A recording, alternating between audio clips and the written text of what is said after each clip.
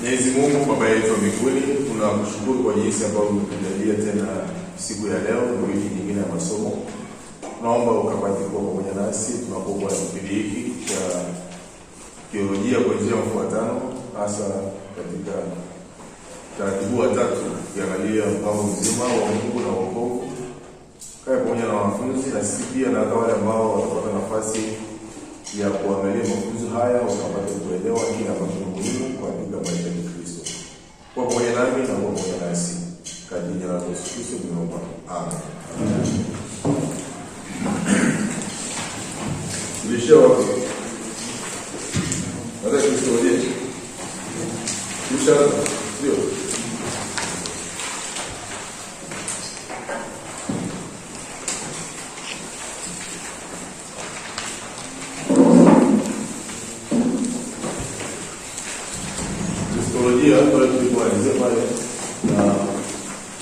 Sasa katika mfuatano huu wa tatu tunaendelea mahali tuliishia, na hapo tuanze pale kwenye hili, tuanze pale moja kwa moja.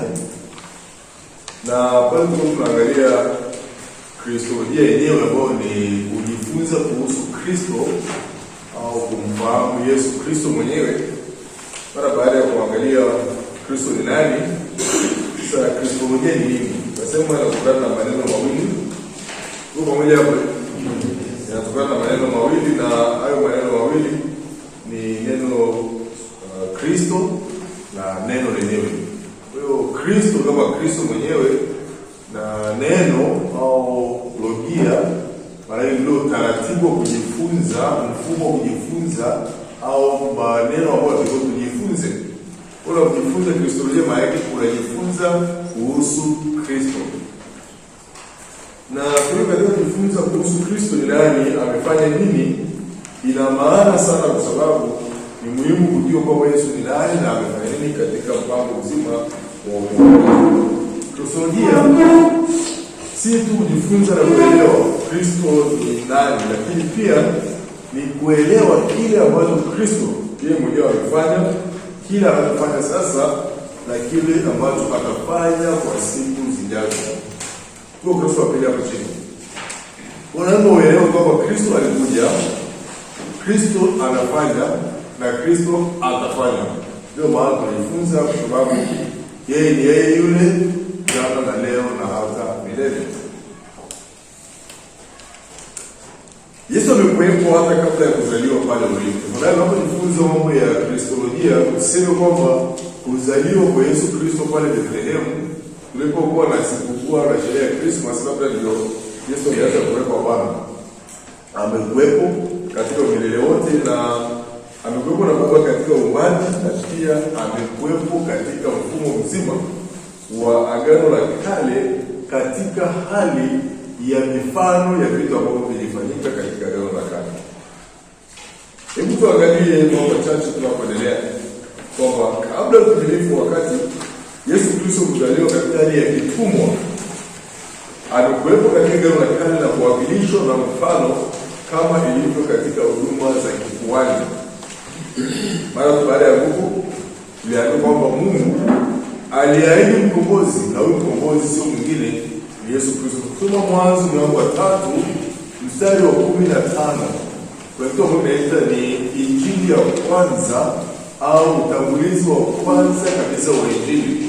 Kwa injili ya kwanza inapohubiriwa, maana yake kwamba pale tayari anatangazwa mtu ambaye atazaliwa, ambaye atakuja kumkomboa mwanadamu, na yeye sio mwingine Yesu Kristo. Sio mahali pale Mwanzo mlango wa 3 mstari wa 15, mstari ambao tumesoma sana, mstari ambao umeelezewa sana. Hili pia ni mstari ambao kila siku ukitaka kuanza kusoma Kristo lazima uanze mlango wa 3 mstari wa 15 wa kitabu cha Mwanzo. Pale Mwanzo mzee kuna Yesu tayari ametajwa mahali pale. Leo anatuambia kwamba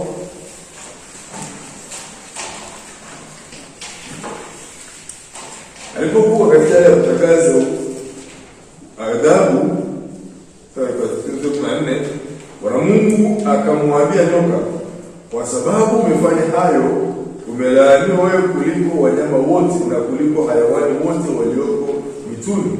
Kwa tumbo utakwenda na kwa mavumbi utakula siku zote za maisha yako. Sura 15. Nami nitaweka uadui kati yako na huyo mwanamke na kati ya uzao wako na uzao wake. Huo utakuponda kichwa na wewe utakuponda kisigino.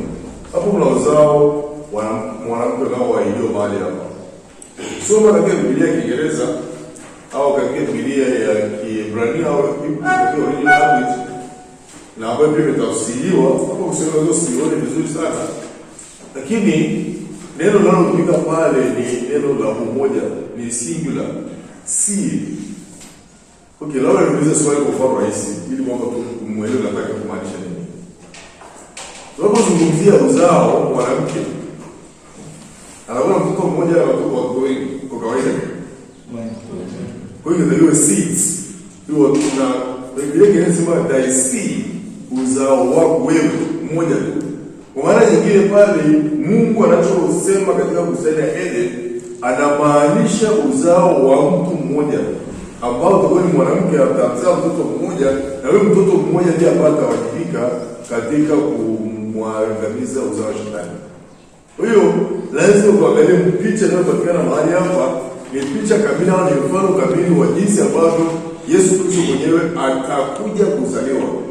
Na anakuja kuzaliwa sio mahali pale peke yake, lakini pia anaendelea kuzungumziwa katika Biblia sehemu mbalimbali. Sitataka kwenda sehemu nyingi sana, lakini baadaye tutaangalia jinsi ambavyo hata kule jangwani, wapi, sana wanyama kutoka washamba, vyote vinamuelezea Yesu. Lakini katika kuzaliwa kwake anazungumzia tena wapi?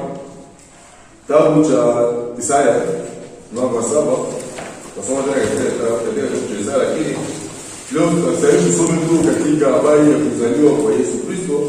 Isaya mlango wa 7 mstari wa 14. Hii tunaitaka ni unabii kuhusu kuzaliwa kwa Yesu Kristo. Na watu wengine wamebadilisha, wasema si unabii wa Yesu Kristo, ni unabii wa kuzaliwa kwa mtoto fulani katika familia ya Israeli. Lakini Biblia inasemaje? Tazama, kwa hiyo Bwana mwenyewe atawapa ishara. Tazama, bikira atachukua mimba, atazaa mtoto mwanamume, nawe utamuita jina lake Immanuel. Tumetoka kwenye siku ya Christmas na nyimbo Immanuel tumeziimba sana. Tunazungumza sana Immanuel. Lakini hapa nazungumzia moja kwa moja kwamba sasa ule uzao wa mwanamke ambao ulitajwa pale katika kitabu cha Mwanzo, katika kitabu cha manabii hapa anasema kwamba tazama, bikira atachukua mimba. Bikira ni uzao wa mwanamke bado. Tunazungumzia habari ya uzao wa mwanamke. Tazama, bikira atachukua mimba, atamzaa mtoto, utamuita jina lake Immanuel. Sasa ndio uzuri ambao kwa maana tunatumia King James. Katika King James inatuambia vizuri kabisa kwamba virgin. Kienda katika tafsiri zingine za Biblia kama NIV na ERSV na zile zingine ni mabadiliko ya kisasa ambayo yametoka mara baada ya King James 1880 kitu huko. Zote zilizotoka baada ya hapo zitakwambia young woman. Can young woman be a virgin? Not necessarily. Tuko pamoja? Mwanamke mdogo anaweza kuwa bikira, sio lazima. Lakini maana ya kusema bikira maana nini? Mwanamke ambaye hajawa na mahusiano na mwanaume kabisa. Ndio maana anatajwa katika neno. Kwa hiyo Biblia kusema kwamba ni young woman, sio young woman. Hakusema young woman, inasema ni virgin, bikira. Na hilo neno ni muhimu sana kwa sababu ya sinless perfection of Jesus Christ. Ili huyo aliyezaliwa asiwe katika uzao wa kawaida wa Adam na Hawa. Sababu kishakuwa katika uzao wa kawaida wa Adam na Hawa tayari atakuwa nini? Alisema hivi. Na maana yako kuuliza soma na uliza kama sijui sawa. Naona mimi sio mtu kuongea na kukatisha maneno, huwa napenda kumalizia sentence, lakini sasa hivi nikiona mbona naendelea hivi na hivi. Nashtua mambo yangu kwa kitu tunaenda roho au nini? Au mnafikiria matokeo? Tunapiga tena matokeo. Sawa. Watu wengi ndio asubuhi wanasema mnafeli sana masomo ya Kiswahili. Lectures za Kiswahili tunafeli sana, huko tunatafuta taratibu ndio kujua jinsi ambavyo tofauti. Tajua cha kufanya. Kwa hiyo naomba mwana, sawa? Yale tu. Si tufikirie cha sasa hivi. Yaani wale wanafunzi wote tunaona kwa sababu hiyo tumetoka kwenda walimu hapa. Mimi kwa bani shirika tunasoma kwa wale sawa. Refresh yourself. Yeye darasani. Hapo ndio nimekaa kwa kujoso. Sasa sasa mwalimu kujoso wanafunzi. Ni kujoso. Kama sisi swali, tutaka bado.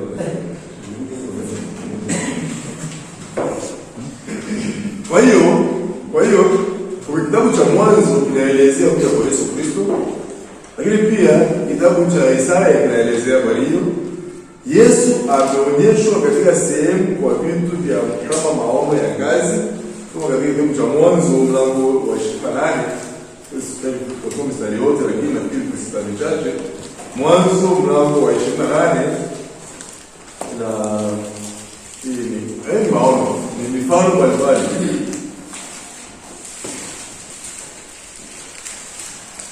Jinsi ambavyo nimesema tena kwamba niwaambia siku nyingine, mtu ambaye anataka kuandika thesis yake, anataka kuandika, anataka kusoma degree ya lazima kwa hiyo unaweza kutafuta Yesu Kristo ndio kama gani. Kama tafuta yote lakini nafikiri kama umeshaandika tayari.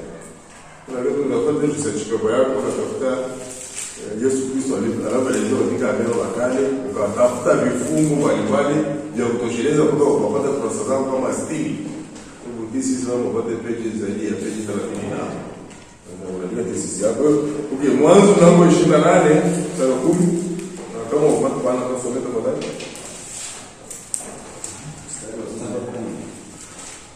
Yakobo akatoka Beersheba kwenda Harani. Nafikiri ndio kidogo zaidi. Kwa maana basi mpesha mstari mingi kidogo. Kama tusome yote mpaka mwisho kwa sawa. Yakobo akatoka Beersheba kwenda Harani. Akafika mahali fulani akakaa huko siku kucha, maana jua lilikuwa limekuchwa. Akatwaa jiwe moja la mahali pale, akaweka kichwa chake, akalala usingizi pale pale. Akaota ndoto, na tazama ngazi imesimamishwa juu ya nchi, na ncha yake yafika mbinguni. Tena tazama malaika wa Mungu wanapanda na kushuka juu yake. Na tazama Bwana asimama juu yake, akasema, mimi ni Bwana Mungu wa Ibrahimu baba yako na Mungu wa Isaka. Nchi hii uliyolayo nitakupa wewe na uzao wako. Uzao wako utakuwa kama mavumbi ya nchi, nayo utaenea upande wa magharibi, mashariki, kaskazini, kusini. Katika wewe na katika uzao wako jamaa zote za dunia watabarikiwa. Na tazama mimi niko pamoja nawe, nitakulinda kila uendako, nami nitakuleta tena mpaka nchi hii, kwa maana sitakuacha hata nitakufanyia hayo niliyokuambia. Yakobo akaamka katika usingizi wake, akasema, kweli Bwana yuko mahali hapa, wala mimi sikujua. Naye akaogopa akasema, mahali hapa panatisha kama nini? Bila shaka panalinda kama nini? Napo ndipo lango la mbinguni. Yakobo akaondoka asubuhi na mapema, akalitwaa lile jiwe aliloliweka chini ya kichwa chake, akalisimamisha kama nguzo na kumimina mafuta juu yake. Akaita jina la mahali pale Betheli, lakini jina la mji ule hakuanza kuitwa Luzu. Yakobo akaweka nadhiri akisema, Mungu akiwa pamoja nami, akinilinda katika njia niendeayo, na kunipa chakula nile na nguo nivae, nami nikirudi kwa amani nyumbani kwa baba yangu, ndipo Bwana atakuwa Mungu wangu. Na jiwe hili lililosimamisha kama nguzo litakuwa nyumba ya Mungu, na katika kila watakapokaa nitatolea wote sehemu ya 10. Kwa hiyo alipoona malaika wakipanda kushuka, hiyo ni mfano pia ambao ni mfano wa katika lugha ya Kiingereza tunaita ni pre-incarnate Christ. Kristo katika kabla hajazaliwa, katika hali ya kuonekana malaika wa Bwana.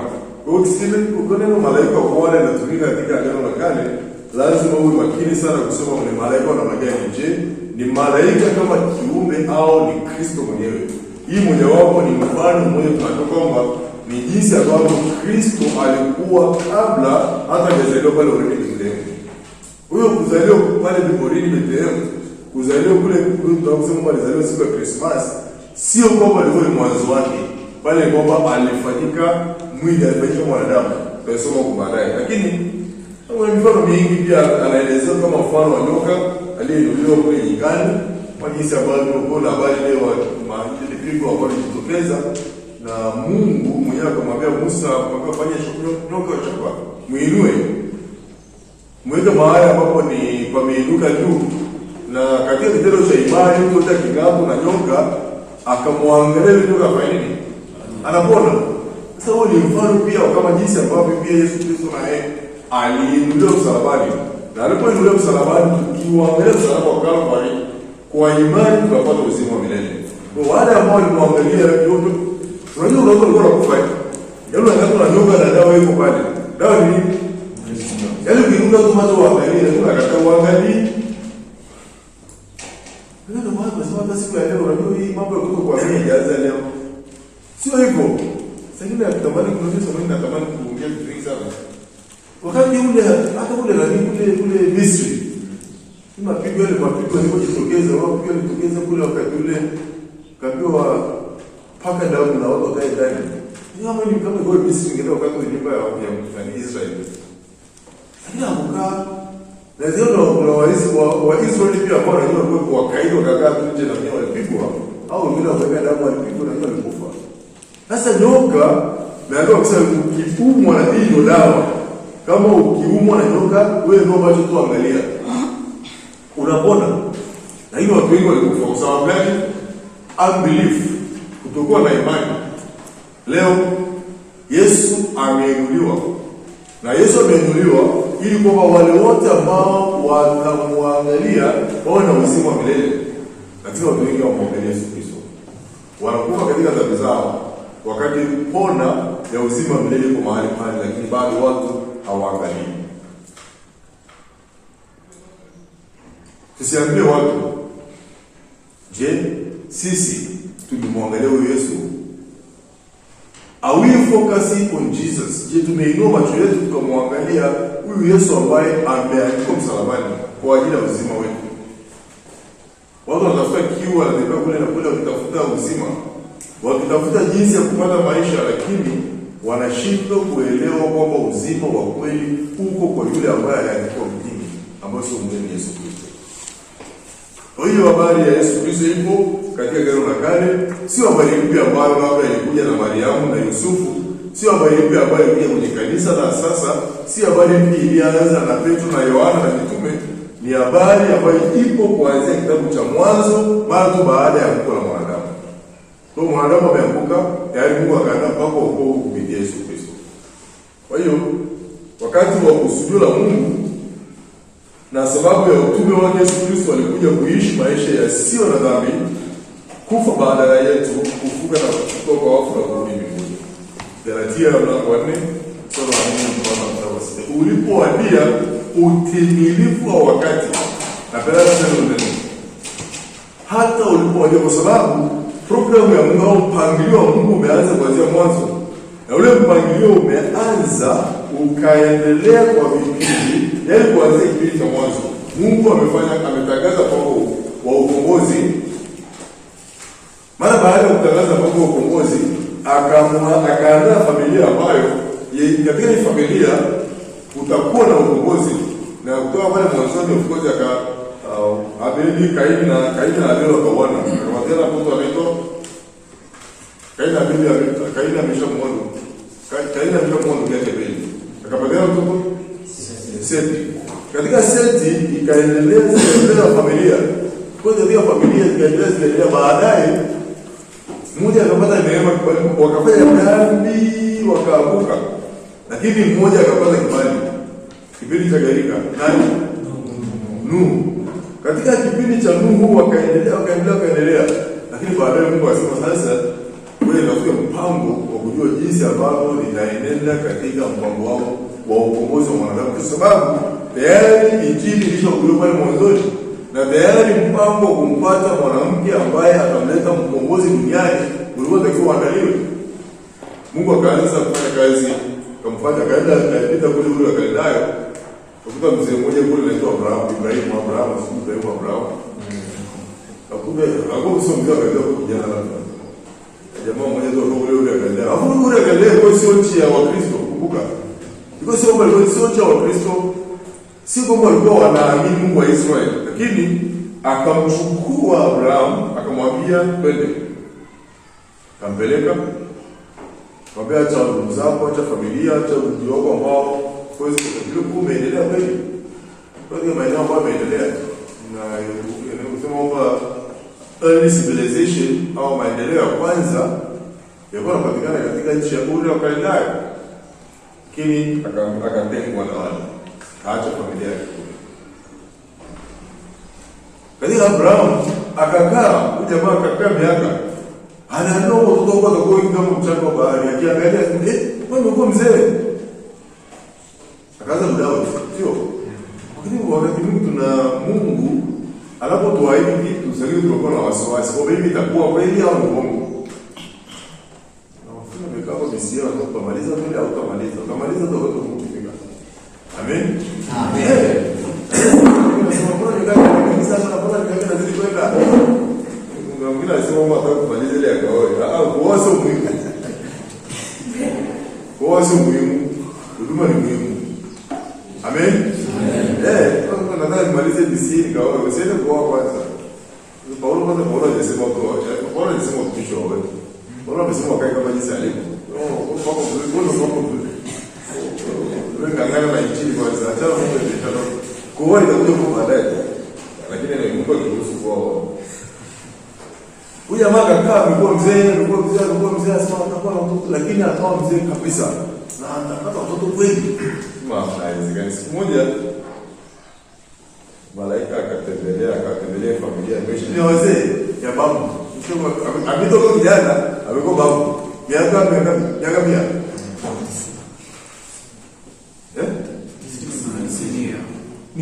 Mia mke ndio 90.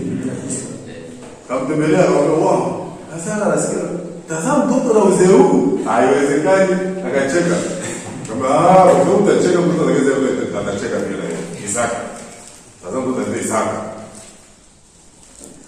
Mungu akaacha Ibrahim akafanya okay. Kwanza kabla ya hapo, kuja hapo sababu alikuwa na wasiwasi kama ameshatafuta na nyumba ndogo na nini hivyo. Kapata na watoto wengine kama Ismail na nini hivyo, lakini kumbe Mungu alikuwa na mpango na uzao kamili wa ambao umeahidiwa kitabu cha wapi cha Mwanzo. Unajua Mungu ni mwaminifu sana na anatunza ahadi yake. Sasa wewe unajaribu kumtendea Mungu kazi yako, kumsaidia Mungu, Mungu asaidiwi. Don't help God. Au usiende mbele ya Mungu. Mungu amekwambia kaa kwa muda fulani mpaka Mungu atekeleze. Wakati mwingine tunatamani kwamba anatafuta shortcut. Kwa mwanafunzi yule unapoongea leo unamtoa kwa Mungu anasema tu niseme na kitu kinasema tu nivumilie. Ndio huwezi kufungua bila kitu. Lakini kuna mwanafunzi ambaye alikuwa anasoma hapa, naomba ni graduate. Kila akija kama unaona kwa ni graduate kabisa. Nikamwambia hapana. Naomba. Mwisho alikuwa okay. Kwa hiyo mtu akikopa sasa sio tunabidi tumpe. Mpe lakini si mambo umekubali lakini ile ya riziki. Amemaliza graduate lakini sasa hivi anateseka. Bwana natamani ningekuwa chuoni bado. Natamani nibaki mpaka yaani nibaki tu hapa. Sababu huko aliko sasa hivi kwanza na ushule sio mzuri. Huduma sio nzuri. Yaani kama vile nafika mahali atakiwa hapo. Hayo nafikiria kama sauda familia. Wakati mwingine ndio ndio shukrani. Sawa. Bwana bora tamani kudaje. Sawa. Najua tunawaambia hapa. Najua watu wakusa. Watu wakusa kwa hiyo kama ni kukusa yote kitu ndio kwa mimi sijapanga kuongea leo. Najua wanaelewa niongee. Aya. Wala tena usianza ni somo. Hasi kwa nini tunakuja tu hivi kama hivyo? Usiende mbele ya nini? Ya ratiba ya Mungu. Abraham alienda mbele ya ratiba ya Mungu, matokeo yake paka leo na kesho Israeli na Palestina wanapigana mbio zao, alienda mbele ya ratiba ya Mungu. Mungu akampa uzao mzuri Isaka. Baada ya Isaka kazaliwa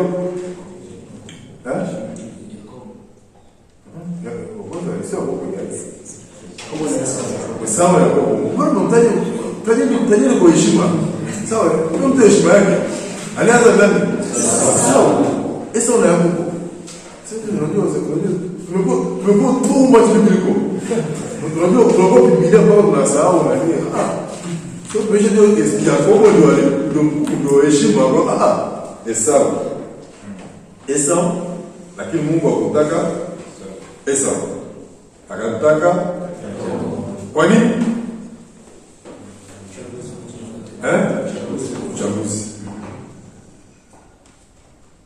Ni kwamba Yakobo alikuwa mzuri sana? Ni kwamba Esau alikuwa mbaya? Kabla hata watoto hawajafanya jambo jema wakiwa katika Warumi, sawa? Kabla hata hawajafanya jambo lolote wakiwa bado, aliambiwa kwamba mdogo mkubwa atamtumikia.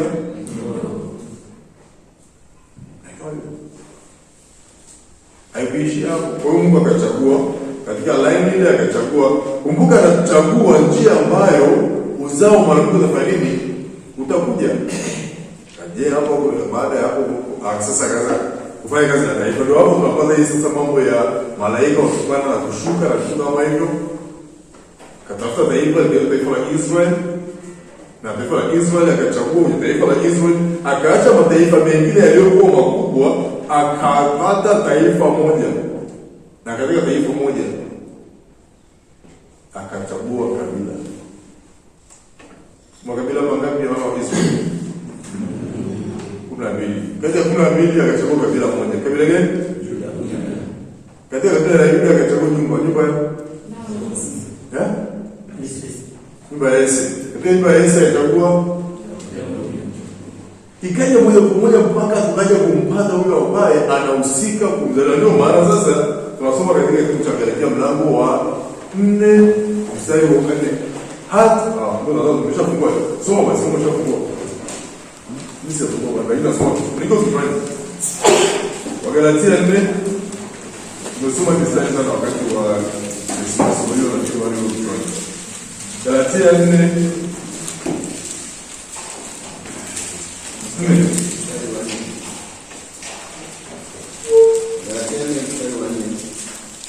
hata ulipowadia utimilifu wa wakati, Mungu alimtuma mwanawe ambaye amezaliwa na mwanamke, amezaliwa chini ya sheria. 5, kusudi awakomboe hao waliokuwa chini ya sheria, ili sisi tupate kupokea hali ya kuwa wana. Sasa wanataka sana kwamba hata ulipowadia utimilifu wa wakati. Sasa ratiba ya Mungu jinsi ambavyo imetenda kazi imewapa story, yani imewapa ka sketch kadogo. Ningepata muda ningeandika yote kuanzia Genesis mwanzo 3:15 ahadi ya kuzaliwa, tuje vitabu vya mpango wa Mungu wa ukombozi, kuanzia kufanya kazi na mtu mmoja mmoja mpaka kutakuwa taifa, mpaka kuchagua line ambayo mkombozi atazaliwa, hata ulipowadia utimilifu wa wakati. Sasa fullness of time, ratiba ya Mungu imekamilika. Kama ni tunda limeiva, sio premature, sio baada ya chukua kabla. Ndio tunaenda kuchoma maembe ambayo haiva. Acha hiyo mpaka liive lidondoke ndio itakuwa tamu. Ratiba ya Mungu inakamilika katika wakati wake. Kwa hiyo pia katika huduma ambazo Mungu anatuitia, tusubiri wakati wa Mungu kukamilika. Don't run, kimbia mapema.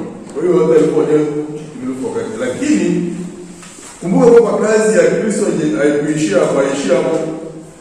Si kwamba alimaliza alipozaliwa tu basi na kufa na kufuka basi tayari biashara imeisha. Kwa hiyo biashara imeisha.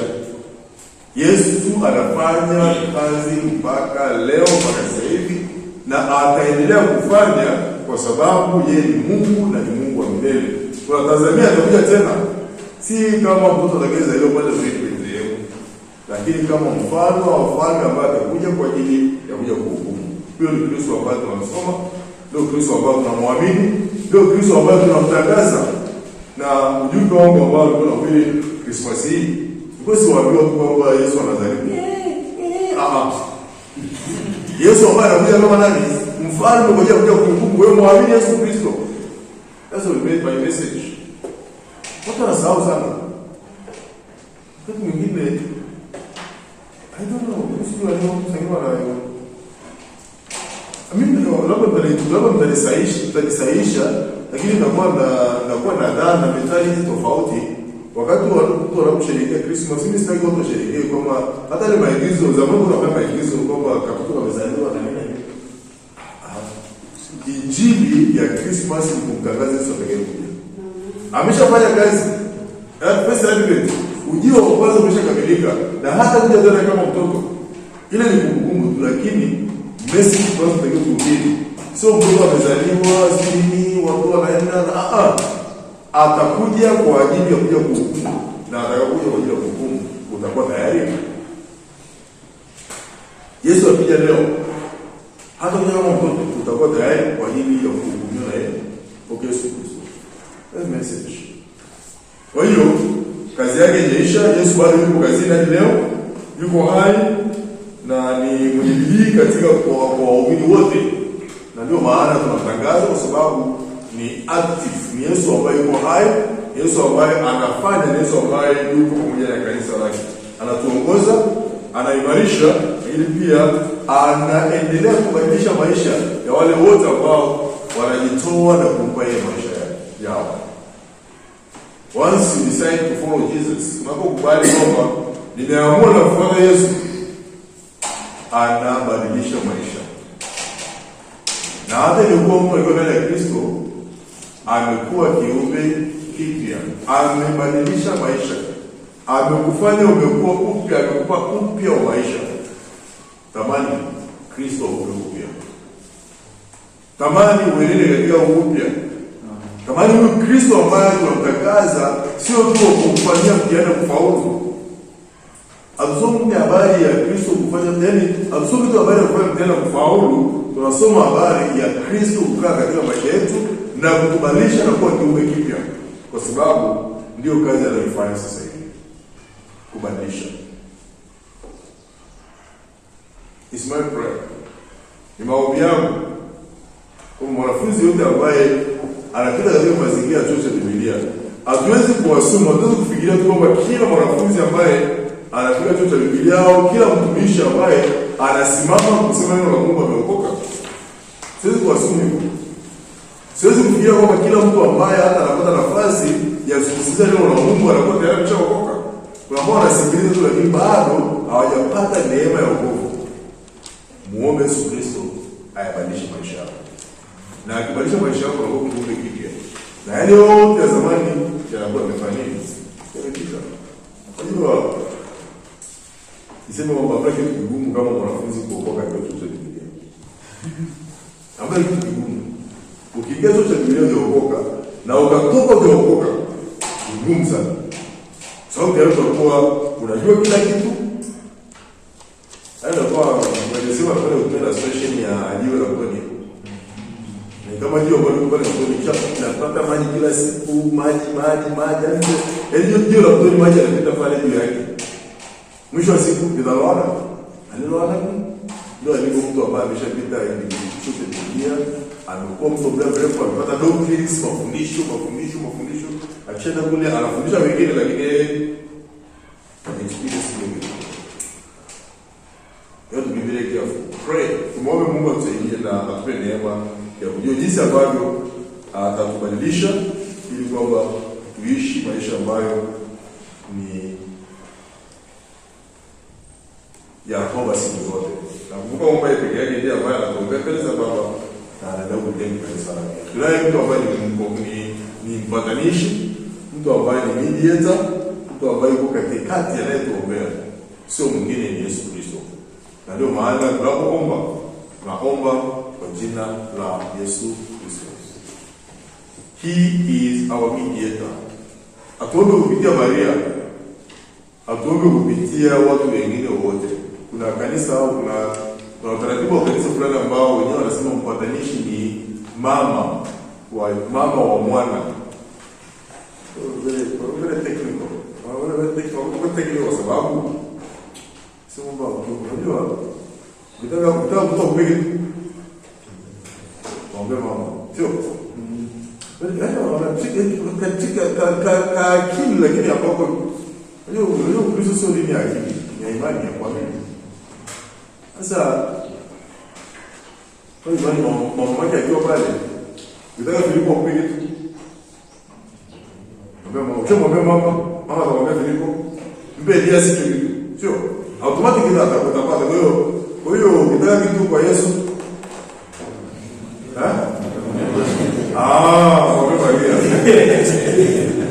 mwambie Maria, ukakumbuka hata kule Kana Galilaya, kule harusi ya Kana.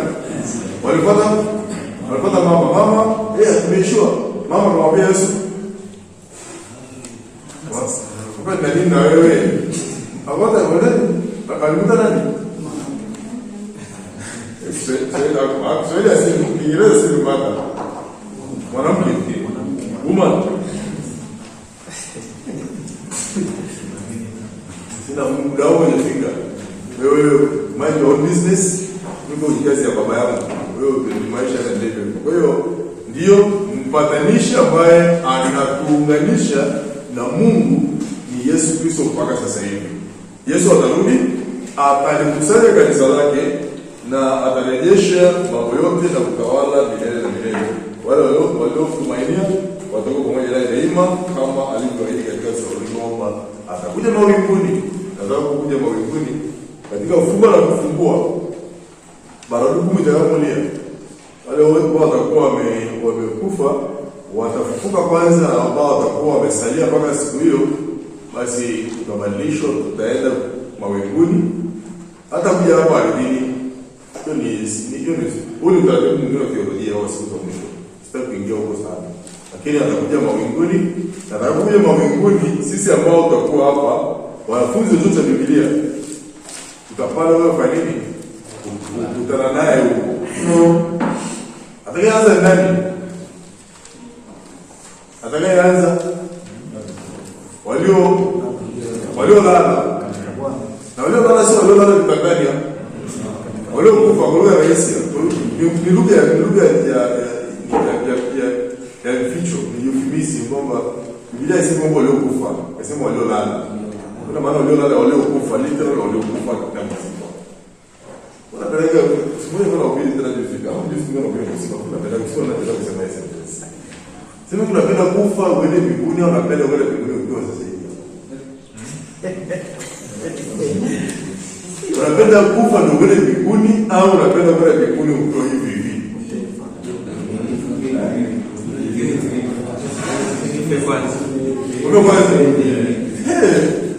Unalala kwanza au unajua kuna faida mbili za kulala kwanza. Ngoja msiba na watu wanacheka. Sio wanachekesha watu. Sisi kuchekesha watu. Mimi sina tabia kuchekesha. Niko serious zaidi mimi kuchekesha. Sasa ndio wanacheka kwa nini? Ukifa una experience vitu viwili. Kwanza una experience kulala, alafu na kufuka. Kwa mbinguni utakuwa shakilia baba. Nilikuwa sasa ukiwa kujaguliwa hivi, utakuwa experience nyingine. Unakuwa na kitu ambacho utakuwa umekimisi kwenye ratiba ya kama mwanafunzi ambaye anasema anaanza huduma, kabla hujapita BCA unapewa huduma unaanza kufanya. Lazima upite BCA kwanza ufanye assignments na utafanya alafu tunaenda sasa. Sasa unataka kwenda kwenye huduma kama hujapita hapa. Lazima kwanza ulale au experience vizuri. Haimaanishi kwamba hakuna ambao wanaenda huduma bila huduma. Wako wanaenda huduma. Wako nani huduma bila kuingia nini? Wako na nasikia wako mtu ambao wanafanya huduma lakini hawajasoma chochote. Lakini wanafanya huduma. Lakini wao wamepitia chuo, una experience ya ziada. Kwanza mkutano ni vikao, hakuna kitu utasema. Sababu nimepitia chuo na nini. Kwa hiyo hata kule mbinguni ila bali lala, hakuna kitu cha ziada cha kusema. Hiyo ni moja. Ya pili ni kwamba kama mbinguni kunajaa, nasema kama kunajaa, najua kunajaa. Kama kunajaa, watakojaza ni wapi? Sasa wewe tutakulia. Kwa kama sisi ndio tunafanya kama wewe utakao kumwambia. Unastahili pale hapo ni kwanza. Kwa hiyo kama kuna gap, kama kuna kukaa karibu na Yesu zaidi. Wale wanaokaa karibu na Yesu zaidi wale ambao walilala. Usitaka kujimaliza kidogo hapo ambao utajaguliwa. Yesu yuko kule. Wapi yuko kule? Hayo wala bali la umeshasonga pale mbele huko karibu. Sio kama umetangulia kwanza. Tangulia kwanza. Kuna stage. Ndio. Lala kwanza. Twende kwa mwendelee. Jamaa wewe unakuja kuongea kwa kwa sawa. Ukiongea kwa Mungu unaweza kuandika kama kila mara ukisahau. Lakini nyingine ni ndio. Pia kuna raha kwamba kabla hujalala kuna raha umuone Yesu akishuka, kwa sababu wale waliolala watakuwa hawamuoni. Utamwona akishuka mbinguni. Haya bado sababu yake nyingine kwa sababu nataka aende akiwa na bibi. Yesu, okay. Katika tunaposoma habari ya Yesu, watu kwa Yesu tafadhali. Majina ya Yesu Kristo, majina ambayo amepewa. Kuna majina ambayo tunatafuta. Haya sio yote, lakini unaweza kutafuta mengine ama unataka, lakini kwa ajili ya wokovu wako kama BCA haya ndio ndio hapa yanatosha. Unaweza kutafuta mengine ama unataka kufanya research yako, lakini kwa ajili ya wokovu wako na kwa mazingira yetu ya hapa BCA haya ambayo nimeandika hapa, nasema tunaanza kwa BCA, sio kwenye Discord, sio kwenye Bible kwamba kwa ajili ya wokovu wa BCA, yaani wokovu utoke hapa uende mahali pengine. Jina la kwanza ambalo Yesu amepewa, jina Yesu. Yesu ni Yesu, hilo ni jina. Majina ya Yesu. Jina hili ni tafsiri ya Kigiriki au ni Greek ya neno jina Yoshua la Kiebrania. Kusoma katika ukisikia utaitwa Yoshua. Yoshua. Kwa lugha rahisi nyingi tunaitwa Yesu. Ana Yesu au Yesu Yesu Kristo. Sio Yesu Kristo. Ni Yesu Yoshua. Lakini sasa Yoshua ni Kiebrania. Ndio sababu sasa hiyo watu wanakataa kuita na majina. Kama ukiweza kuita mtu Yoshua, kwanza mwite Yesu sasa. Mwite Kigiriki kabisa. Sababu maana ni ile moja ile tofauti. Kwanza ulize swali sawa. Hapo kuna swali kama yeye katabu kweli hapo kwa true false. Sawa. Umeona? Ndio. Umeona swali? Umeona? Unapaswa katabu kweli hapo kwa true false. Wakati mwingine linaandikwa kama Yeshua katika Biblia, utakuta Yoshua. Na jina hili linatokana na kitenzi cha Kiebrania ambacho kinamaanisha kuokoa. Hivyo maana ya jina Yesu ni Mwokozi. Ukisikia mtu anaitwa Yoshua, maana yake ni Mwokozi. Yesu ni Mwokozi. Kwa jina Yesu linamaanisha kazi yake ambayo alikuja kufanya, ambayo ni kuokoa, na ndio ambayo malaika alimtangazia Mariamu kwamba utamuita jina lake Yesu, kwa maana ndiye atakayewaokoa watu. Kwa hiyo maana kumbe jina limepewa kitenzi au kitendo kile cha kuokoa. Naweza kuuliza swali. Jina linaloelezea kazi ya Yesu Kristo kuokoa ni jina gani? Yesu. Nimeshapata maksi moja au mbili. Ndio ndio maksi ngapi?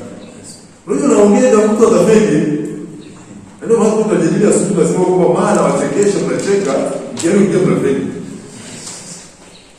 Frederick sio? Yaani maana darasani hapo mnakaa mnacheka. Tuko tunasema mnacheka kipindi cha Christian family. Tunacheka kwa lakini yani tunafanya matokeo pale. Christian family almost every Friday. Haina sasa tunacheka hapo. Ndio sasa pia tunaongea kiutani. Hapo maswali hapa na majibu yake kwa sababu tunashaka kwa hiyo. Endelee.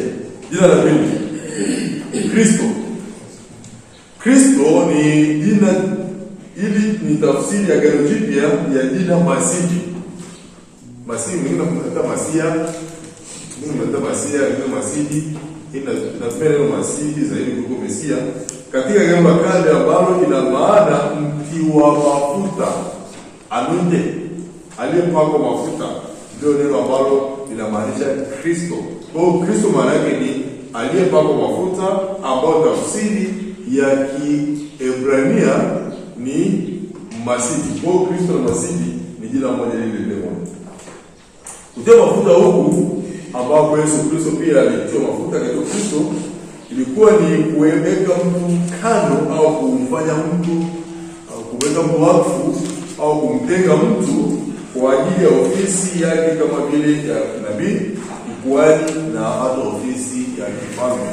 Hizi ni ofisi muhimu sana katika Biblia au katika mpango mzima wa Mungu wa wokovu, uongozi. Ofisi ya ukuhani ni ofisi ambayo ilikuwa kwa ajili ya kuwaambia watu neno la Mungu, lakini pia ufalme, ofisi ya uongozi, lakini pia ufalme wa kinabii. Kikuhani kwa ajili ya sadaka, kifalme kwa ajili ya kuongoza, lakini manabii kwa ajili ya neno la Mungu, kwa ajili ya kupeleka ujumbe wa Mungu, neno la Mungu. Kwa hiyo hizo ofisi zote ni muhimu sana, na yeyote ambaye aliingia katika hiyo ofisi, baada ya Yeremia, baada ya Daudi, baada ya Haruni na familia yake, wote walipakwa mafuta, walikuwa anointed ili kwamba waweze kuingia katika ofisi hizi, na wakatengwa, wakawekwa wakfu kwamba ni maalum kwa ajili ya kazi hizi ambazo unazichukua. Lakini katika Agano Jipya au katika utaratibu mpya wa Kikristo, hizo ofisi tatu zote ambazo ni muhimu kwa wokovu ziliunganishwa katika ofisi moja na nani? Yesu Kristo mwenyewe aliziunganisha. Kwa hiyo katika Agano la Kale, hapa ni kuanzia kwamba mnielewe kwa anamaanisha nini. Hizo ofisi tatu za Agano la Kale, kuna ofisi ya kinabii, kuna ofisi ya kuhani na ofisi ya kifalme. Ofisi ya kifalme iliwakilishwa na nani? Ofisi ya kifalme iliwakilishwa na Daudi. Tunataka hataje ukimeke, hataje uko ujasiri. Ofisi ya kifalme iliwakilishwa na Daudi, ofisi ya kikuhani Haruni, ofisi ya kinabii Musa. Hizo ofisi zote tatu ambazo zilikuwa muhimu kabisa kwa taifa la Israeli. Nisitakuuliza hilo swali, lakini nataka ujibu. Sawa? Unajua vitu vingine utapata mwalimu kufundisha. Vitu vingine hivi sila basi, vitu vingine tunaongea tu hapo inapita. Vitu vingine unapata tu kwa njia. Kwa hiyo hakuna somo ambalo ndio kwa ofisi za kikuhani au ofisi za ili ukipata tu mahali unaweka kichwani, unaendesha hapo na ganda hapo, inakuwa imeshaipata tayari. Sio jibu hili. Hauni kwa usikilizi. Ndio kubosi sana. Au hilo unafahamu nini? Unasikiliza mhubiri, sisi kama na kitu kama lecture. Kama umekaa kama lecture kama mhubiri. Sisi mhubiri tunafundisha sawa. Hata tuwe tunafanya somo na mambo. Unaona? Ndio kabisa. Hapo mpaka ndio sisi kabisa ndio hivi. Ofisi zote za Musa, Haruni na Daudi katika Agano Jipya zimefungwa na mtu huyu mmoja ambaye Yesu Kristo. Kwa hiyo Yesu Kristo pia naye alikuwa anointed, alipakwa mafuta, aliingizwa kazini katika utaratibu mzima kabisa wa kuwaingiza hawa watumishi kazini. Na mimi na kwa convicted kwamba alipoingizwa kazini pale katika Jordan na Yohana alikuwa anabatiza, umati unakuja kwa ajili ya kubatizwa, na yeye Yesu naye akaja pale kwamba naye abatizwe. Kuja mpaka akasema mimi nataka kubatizwa na wala kuna wengi kunibatiza. Sitaweza, wewe ni mkubwa sana. Akamwambia, kubali sasa, kwa maana imepasa kutimiza nini? Sheria yote. To fulfill all the righteousness. Kubali kwa sababu ukikubali kabisa nini huko? Kubali sasa hivi kwa sababu ukikubali kubatize ndio unatimiza utaratibu. Kwani kwa ni utaratibu gani ambao Yesu anataka kutekeleza? Sio hapo kwa Yesu kutoka hiyo. Sasa kwa bila sababu ndio wanafunzi Biblia unaelewa. Yaani naongea sababu najua mwanafunzi Biblia utakuwa unaelewa utaratibu wa nini? Wa ubatizo wa Yesu Kristo. Alipokuwa anabatizwa, Yohana alisema hapana, lakini akasema kubali ili utimize nini? Utaratibu gani huo? Mara nyingi sana huwa watu wengi ambao ni utaratibu wanakuwa mawazo tofauti.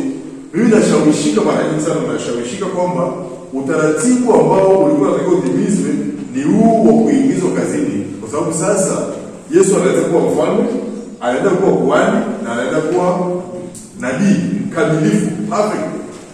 Anapoingizwa kwenye huduma sasa, sababu ilikuwa ni wakati anapo ni inauguration of public ministry of Jesus Christ. Nimesoma kwenye life of Christ hii. Lakini nimesoma kwenye maisha ya Kristo, nimesoma na Dr. Ross. Sasa haja kuambia sana. Alipoingia katika huduma yake, maana yake sasa hivi anaenda kutambulisha wazi. Ili atambulishe wazi, lazima aingizwe kazini rasmi. Na aliingizwa kazini rasmi kwa taratibu. Niulize swali. Makuhani, wafalme walipokuwa wanaingizwa kazini, walikuwa wanaingizwa kazini. Huu taratibu kwa nini? Nakumbuka wakati Samuel alikuwa amejaza pepe mafuta wele kwa Yese. Sio? Aliona kwa nini? Kwa anointing. Mungu anafanyaje? Anointing iko nafanyaje? Alisia. Mungu afanyaje? Alikuwa anamwagiwa mafuta. Yaani kama vile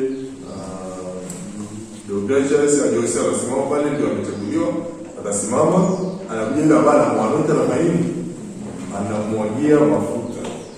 Mwagia mafuta tayari anamwambia, be thou anointed. Umepakwa mafuta katika jina la Mungu Baba na Mwana Mtakatifu, unapendwa vile nini? Sakini huduma. Kwa sababu hiyo, ninashawishika kabisa kusema kwamba hata Yesu pale Yordan alimwagiwa maji. Kwa sababu hiyo, inashawishika kabisa kusema kwamba pale Yohana alichukua kama ni upembe, kama ni kitu kuchotea maji, alichota akamwagia Yesu, kwa sababu alikuwa anafahamu utaratibu wa kuingiza watumishi kazini. Kwa ndugu zangu ambao mnasema kwamba Yesu alienda kuona nini akazamishwa majini, sidhani kama Daudi alizamishwa kuwa mfalme, sidhani kama makuhani walikuwa wanazamishwa ni mafuta ili wawe viongozi, ila walikuwa wanamiminiwa mafuta.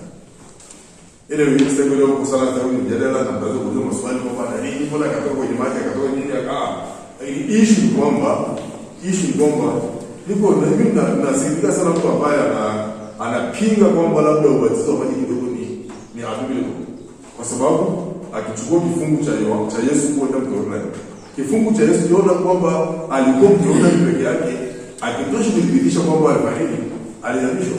Sio lazima uende mtoni uzamishwe. Leo kama mtoni kwa sababu mtu akitaka maji afanye akamwambia pia. Kwa hiyo nafikiri anyway, hiyo ni kweli nimekuja tu kwa sababu kuna kitu ambacho nataka niseme pale, lakini kusudio kubwa tunazungumzia swala la kuwa anointed, kupakwa mafuta au kwa ajili ya kutengwa kwa ajili ya ofisi hizi ambazo ni muhimu. Yesu Kristo, jina Kristo maana yake ni aliyepakwa mafuta. Jina Kristo ndilo jina linaloelezea kwa ukaribu zaidi uungu wa Kristo kama ilivyoelezwa na Petro katika ukiri wake, wewe ndio Kristo mwana wa Mungu aliye hai. Kwa hiyo Kristo maana yake ni kwamba ni jina linaloelezea ukaribu zaidi na Mungu. Kwa kitendo cha Kristo kupakwa mafuta, baada Yesu amezaliwa, ameingizwa katika, lakini alipotangazwa kwamba ni Kristo, maana yake ni kwamba ni mpakwa mafuta, maana yake ni yuko karibu zaidi na Mungu, ina maana ni Mungu. Jina jingine ni Bwana. Ingawa jina hili lina maana ya kuelezea heshima kama kawaida, jina la Bwana maana yake ni heshima. Sawa. Jina lolote katika matumizi ya kawaida, hata hivyo linapotumiwa katika kurejelea Kristo hasa baada ya ufufuko, lina maana ya umiliki na mamlaka. Unapomwelezea Kristo Yesu katika mamlaka na utawala, tunatumia neno Bwana au Lord. Kuna theolojia ambayo ipo inafundisha non-lordship of Jesus Christ. Naposema non-lordship maana yake kwamba kuna mtu ambaye anasema Yesu ni mwokozi. Kisema Yesu ni mwokozi, sio mwokozi peke yake. Yesu ni mwokozi na malizia basi. Au ndio mtaya kwa malizia na nini? Yesu Kristo ni mwokozi na sio kwa jasiri. Nasema kwa kusudi kwa sababu kuna theolojia inayopinga. Kitabu kuna watu ambao wanakutana naye anamwambia Yesu ni mwokozi wangu. Basi sio mwokozi peke yake. Yesu ni mwokozi na Bwana. Maana yake ni anamiliki, anakumiliki. Sasa mtu ambaye anakataa lordship, anakataa umiliki wa Kristo, ameniokoa lakini naondoa kwa anataka. Ndio tafsiri yake. Nimeokoka, Yesu ameniokoa kweli, nimeokoka kweli, lakini Yesu Bwana anitawala maisha yangu na jitawala mwenyewe. Naweza nikafanya ninachotaka mwenyewe. Nimeokoka ndio, lakini maisha yangu najitawala mimi mwenyewe. Hili fundisho. Hiyo kitu kingine vile vinatoka, lakini naona ni ndio hizo ndani sawa. Yaani hata kitu kimoja kwenye theology usifikirie mambo ya utani. Hapo mtu anaweza sema akasema kitu ukasema alikuwa anatania tu. Kuna nani amesema katika kila utani kuna mwimbo unaochoma. Wewe unapofanya joke lakini anatuma kanini ka thorn kamwiba daleka na kuchoma kitu.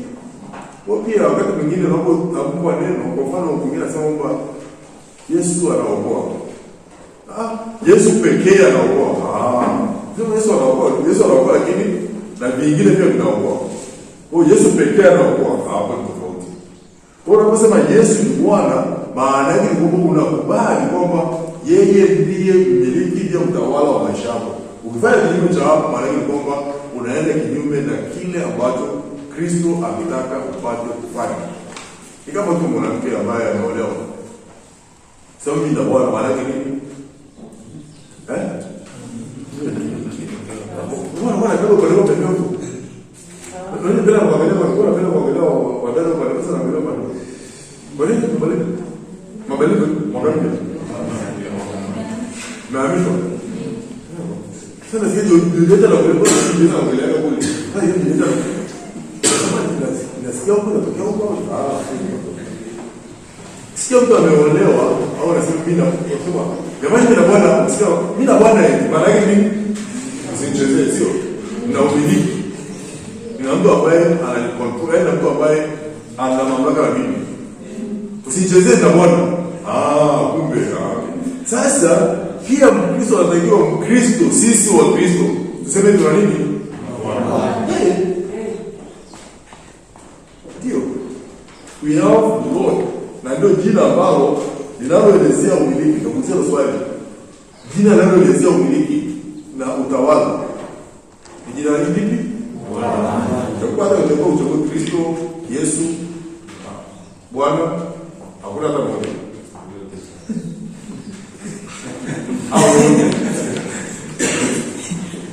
Sema yote.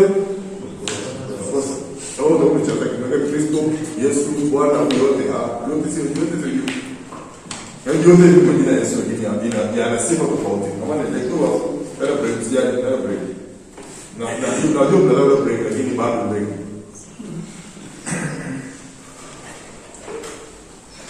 Kwa fungu kizuri sana kinachoelezea umiliki ni Matendo ya Mitume mlango wa 20 mstari wa 28 na pia kitabu cha Petro wala basi kwamba sisi sio mabwana wa kanisa, lakini Yesu ndio Bwana wa kanisa sababu amejinunua kwa damu yake mwenyewe na yeye ndio Bwana wa kanisa, ndio anamiliki kanisa. Kwa hiyo hata wachungaji wanaposema mimi ni mchungaji wa kanisa fulani, mimi ndio wewe ni under shepherd, ni mchungaji ambaye umewekwa kusimamia kanisa ambalo ni mali ya Kristo. Yeye ni Bwana wa kanisa. Hatuwezi sio mabwana wa kanisa sisi. We are not the lords of the church. Sio mabwana wa kanisa hapana. Paulo Petro anasema vizuri kabisa kwamba wachungaji wale ambao ni elders wale ambao wamepewa nafasi ya kusimamia, nyinyi sio mabwana kwa bidhaa. Sio mabwana lakini mwe mfano na vielelezo. Jina lingine ni jina mwana wa Mungu. Kristo anaitwa mwana wa Mungu kwa sababu yeye ni nafsi ya pili ya Utatu Mtakatifu. Yeye mzaliwa wa pekee wa Baba na kuzaliwa kwake kutokana na tendo lisilo la kawaida la Roho Mtakatifu. Jina hili mwana wa Mungu linapotumika, jina hili halikuwafurahisha Wayahudi, maana waliona Yesu kuitwa mwana wa Mungu ni sawa sana kujiita Mungu. Na kwa sababu Wayahudi kwa sababu hawaamini Mungu, wao pia walikataa ile jina lisitumike. Na jina la mwisho mwana wa Adamu. Mwana wa Adamu. Jina hili linatokana na Danieli 7:3. Hili ni jina ambalo Yesu alitumia kujielezea mwenyewe. Yaani wakati mwingine Yesu mwenyewe anasema mimi mwana wa Adamu atakapokuja, mwana wa mtu, mwana wa Adamu atakapokuja. Ingawa kwa pale mmoja anaelezea binadamu wa Yesu Kristo, lakini pia anaelezea ujio wake atakapokuja mara ya pili kwa ajili ya kulinyakua kanisa lake atakapokuja katika utukufu wake. Kwa jina la Bwana wa Adamu linatumika sana kuelezea kuja kwa Yesu Kristo mara ya pili, na hili jina mara nyingi sana Yesu Kristo alitumia mwenyewe. Tafadhali na break, ukija tutaangalia kuzaliwa kwa Yesu Kristo na tutakavyoendelea pale mbele. Tena break tafadhali, na sita sasa hivi ziko na dakika 46. Sio kusudi langu kufundisha maisha ya Kristo, sawa? Tafadhali nielewe, sio kusudi langu kufundisha maisha ya Kristo. Umeshasoma kwenye kozi nyingine, na kama hujasoma utasoma kwenye kozi ya maisha ya Kristo, na hii ni kozi tofauti. Tunapoangalia Christology, sio maisha ya Kristo hapana, sio life of Christ. Kwa hiyo ndio maana new standard ndani kabisa kuangalia Kristo alifanya nini. Unachoangalia ni kazi yake Kristo kuliko maisha yake. Au sio kwamba naenda kwa Mungu labda maisha. Ndani tu anakaa. Lakini kuna mambo muhimu ya kuangalia kwa sababu tuangalie majina yake, tuangalie alizaliwaje, ili kwamba sababu kwamba alifanyaje kwa ajili ya kukamilisha ukombozi wa mwanadamu. Ndio ndio darasani. Ndio sana. Kati ya watu darasani wao ni sio kuona leo. Lenga kama kwa familia la sisi. Sio ndio mlalaji ndio sasa ndio kwa na. Ndio bora sisi la sasa ndio wakafuta. Na bora sisi leo tusinzie tunaangalia sana sisi.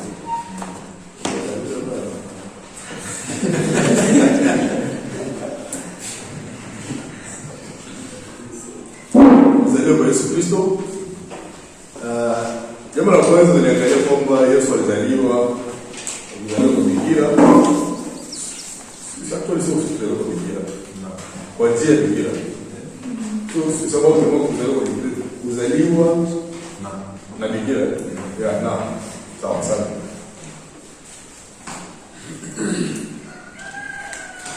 Sababu ni njia ya sio kitu ambacho kinadaiwa kwa njia ya Yesu Kristo alizaliwa katika ulimwengu huu kwa njia ya Bikira Mariamu. Huu ulikuwa utimilifu wa maandiko matakatifu. Twende hapo ni Mwanzo 25 na baba. Yesu. Pia hapo mnasipeni Galatia. Sio haiwezi kuwa 25. Sababu kuna dhambi ile nilisoma mwanzo. Sasa ingine analeta mtu anaenda mwanzo kutoka usiku. Nasinzia na nini? Kwa hiyo bora sinzia na toka 15. Mwanzo 3:15, Isaya 7:14 na ukilinganisha na Wagalatia 4:4, kwa Mwanzo 1:23 ya Yesu. Ndio Kristo kulikuwa ni kwa muujiza.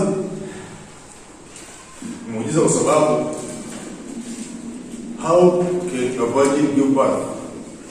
Na kwa hiyo mtu ambaye bikira alafu anapata mtoto, mtu ambaye ni muujiza, haiwezekani. Kitu ambacho haiwezekani kwa kawaida, katika biolojia kawaida haiwezekani. Mtu ambaye ni mwanasayansi wa biolojia, huwezi kuelezea mtu ambaye ni bikira alafu awe na mtoto awe na mimba. Sababu kikawaida lazima kuwe na sexual intercourse na mwingiliano mke na mume alafu bado mtoto apatikane. Sasa huyu bado ni virgin, bikira hajapata mwingiliano mke na mume alafu tayari anakuwa na mtoto. Ni muujiza, ni kitu ambacho hauwezi kuelezea katika mfikirio wa kawaida au katika rational mind, katika mtazamo wa kawaida, katika mafikirio ya kawaida huwezi kufikiria kuelezea. Huwezi kuwa na majibu ambayo ni sahihi kusema kwamba lazima uwe ni muujiza.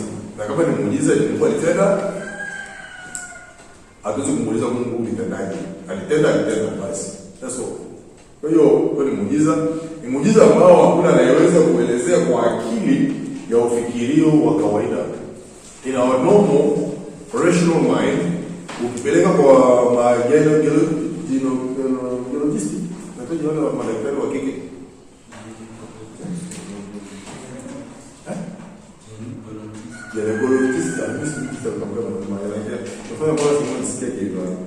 Lakini ukiwapelekea wataalamu, ukiwapelekea wanasayansi, ukipelekea kwenye maabara kote, hakuna jinsi ambavyo wanaweza kupata majibu sahihi kwamba inakuaje Mariamu ni mjamzito. Walikuwa wana majibu. Kumbuka hata Yusufu mwenyewe alichanganyikiwa. Yusufu alikuwa very strategic. Usiku ule ambao anakuja anaambia mke wako ni mjamzito, ana uwezo na mimba. Imekuwaje? How can this be? Then jibu lake ni nini? Jibu la Yusufu lilikuwa nini? Amefanya uasherati. Ametoka nje ya ndoa. Kumbuka katika kwa mtumia lakini Kiyahudi kitumia sasa na ndoa.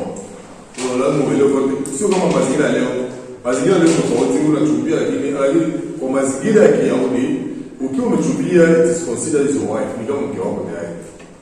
Huyo alikuwa na taratibu zake za procedures lakini bado alikuwa hajamkaribia. Yaani maana yake kwamba alikuwa hajapata hajashiriki tendo la ndoa. Sasa katika mazingira haya hajashiriki tendo la ndoa, anakuta ni mjamzito. Maana yake nini? Ametoka nje ya nini? Mchumba wake amemsaliti mchumba wake. Matokeo yake nini? Namwacha kwa siri. Kwa nini kwa siri? Sio mwavisha tu kumua akiwao. Sababu ningetangaza adhabu ya zinaa wa mtu kwa tukio bawe. Ndasema fikiri, unajua Mungu ana overrule hivyo. Yaani Mungu anashikilia kila kitu na anatawala kila kitu katika ukamilifu. Hebu fikiri kwa siku Yusufu ingekuwa kichaka kidogo alafu atangaza. Vijana wote wangekuwa mtaani na mawe. Mbaya mawe. Yesu kisha leo tunaongea tu lakini lazima uangalie concept, tuangalie jinsi ambavyo Mungu anashikilia kila kitu na kila anachoshikilia kinakuwa katika ukamilifu kamili. Yaani afanye makosa, anafanya katika ukamilifu. Sio kama mwanadamu. Mwanadamu unaweza kusahau, unaweza kumwahidi mtu tutaani kamili tutane tukasahau kiasi cha dakika 5. Kumbe yule ambaye haraka lakini Mungu hakuacha hata muda Yusufu akosee, labda amwambie rafiki yake. Labda alisimama mwenyewe. Ikimwambia hata mmoja au wawili wengine jenzi wakaanza tukapige mawe afe hapo mbeba nani Yesu Kristo na ameandaliwa kuanzia mwanzo akaandaliwa kipindi chote cha manabii mpaka ilipofikia kamilifu wakati akatuma malaika Gabriel nenda kwa kijakazi mmoja binti mmoja ambaye anaitwa hivi na hivi. Alipoenda akampasha habari na kweli uwezo wa mtakatifu kwa mjamzito. Alikuwa mchumbiwa na Yusufu. Sangina alimtega maswali, lakini maswali ya Mungu siwezi kuuliza kuuliza tu. Mungu singetafuta mtu ambaye hajachumbiwa.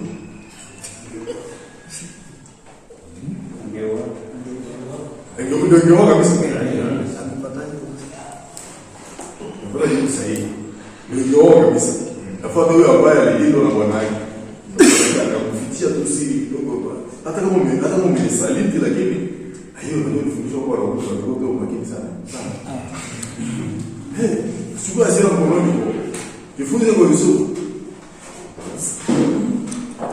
Amwezi.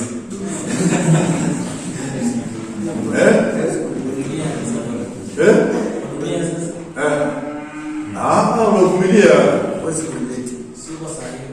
Unavumilia na tunamuomba Mungu naomba nipe kibali, Mungu naomba nipe uvumilivu, Mungu nipe atakayezaliwa atakuwa ni nani? Inawezekana kama atakaye kusaidia wewe baadaye. Hiyo context maneno kwao. Niki kwao. Sasa tunataka kuzaa ramu. Sasa tunataka kuzaa ramu. Atakayezaliwa kwa huyo. Endelee. Kwa hiyo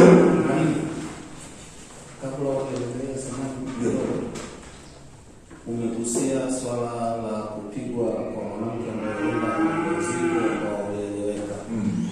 Niko maswali hapo kwamba ilikuwa sababu gani kwanza kwamba wanawake ndio wapigwe, yamkini wamefumaniwa, alafu wanawake wanapigwa na wale wanaume waliokuwa wakifumaniwa nao hawapigwi? Ndio maana sheria ziko zina mapungufu. Na kwa hiyo katika matendo ya dietary pericope ya Yohana, tumemshika kwenye kitendo chenyewe. Alio bali nani? saikolojia ya Kiyahudi ilikuwa inamuona mwanamke kama ni second place. Yaani hata ukihesabiwa watu wanakuwa kote. Watu wangapi wako kwa darasa? Kuna watu wangapi hapa? Na watu 20 na wanawake kadhaa. Kwa hiyo katika na wewe pia nafikiri ndio maana Yesu Kristo pia alipomwangalia mwanamke, kwa alifanya kosa. Nimefanya kosa, nimeshikwa katika kosa ambalo ni inataka adhabu ya kupigwa mawe. Haida sasa kwa nini tupige peke yake? Hii ni injustice. Na Yesu alikuwa ni mfalme wa haki. Kwa anaamua kama ni hukumu na hukumu kwa haki. Kwa kama umeamua kumhukumu mwanamke mbele ya mwenzake, Yesu alikuwa kama wewe. Ndio wazo ulionao Yesu alikuwa nao pia. Mbona wewe unafikiri hawezi kuona hilo?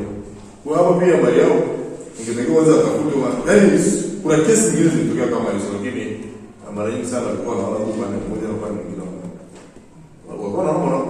Walikuwa wanaona mwanaume ni haki yake kutoka nje na kupata watoto wengi. Labda mchungaji na mchungaji hata kwenye jamii leo, kesi kama hizo zinatokea na unaona any nature tu mwanamke anakuwa victim. Tarabu makosa. Zipo nyingi sana hata sasa hivi. Mara nyingi sana. Anyway, tuendelee kwa kama kwa hiyo akamfichia siri, baada ya kumfichia siri akamwambia unaenda kwa sababu ana mimba ndio kwa uwezo wa Mtakatifu. Hivi Yusufu angeelewa kweli? Lakini Mungu na malaika akamuingia Yusufu ili kwamba Yusufu nini? Amini, aelewe. Na ndio injili yenyewe hiyo.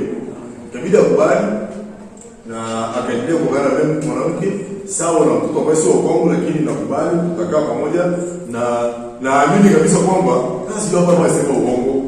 Kwa sasa anaongelea ndio ujazituma na Mariamu lazima kupo. Sasa huyu mtoto wangu Yusufu anasema mtoto wangu wewe mbona Mariamu na mimi mtoto wangu? No. Mbona anasema sasa anasema uongo? Sasa no bwana. Baba mlezi wa kwake alikubali na ndio maana akasema hivi ndio sababu mwanzo kwamba wa baba mwe makini sana kwamba mnapokaa na hao na wajezeni mkaelao kwa lakini wao wanasikiliza msisikilize.